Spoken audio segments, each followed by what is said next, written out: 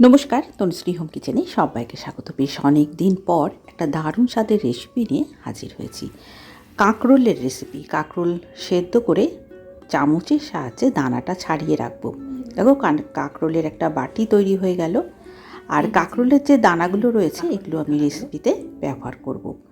অন্যদিকে কড়াইতে লোটে মাছ সিদ্ধ করতে বসিয়েছি। সেদ্ধ হয়ে গেলে কাটা ছাড়িয়ে রাখতে হবে। এবার মূল রান্নায় চলে যাব। প্রথমে ফ্রাই প্যানে 2-3 চামচ সর্ষের তেল দিয়েছি। এবার দুটো মিডিয়াম সাইজের পেঁয়াজ দিয়ে দেব। পেঁয়াজটা একটু হালকা বাদামি করে ভাজা হয়ে গেলে 2 চা চামচ আদা আর রসুন থেঁতো করে সেটা দিয়েছি। কাঁকরোল সেদ্ধর যে নরম দানাটা ছিল সেটা দিয়ে দিলাম। লঙ্কা কুচি দিয়েছি, ঝালটা বুঝে দেবে।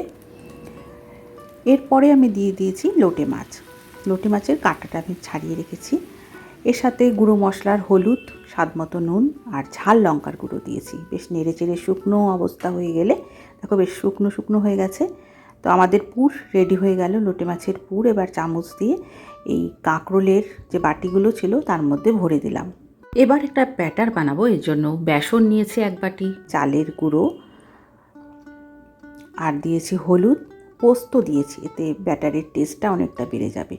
স্বাদ মতো নুন আর চাট মশলা দিয়েছি। ভালো করে মিশিয়ে জল দেব, তারপর একটা ঘন ব্যাটার বানিয়ে নেব।